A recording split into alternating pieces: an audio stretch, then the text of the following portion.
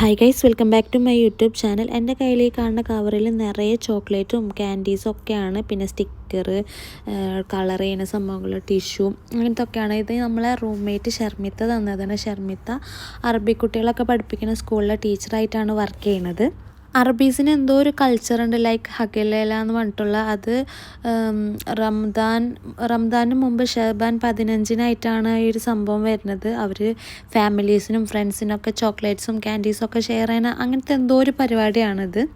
അത് അവരെ സ്കൂളിൽ വെച്ചും ഉണ്ടായിട്ടുണ്ടായിരുന്നു. അപ്പോൾ ബാലൻസ് വന്ന ചോക്ലേറ്റ്സൊക്കെ ഷർമിത്ത ചൂസിന് കൊടുക്കാൻ വേണ്ടിയിട്ട് ഇങ്ങോട്ട് കൊണ്ടുവന്നിട്ടുണ്ടായിരുന്നു.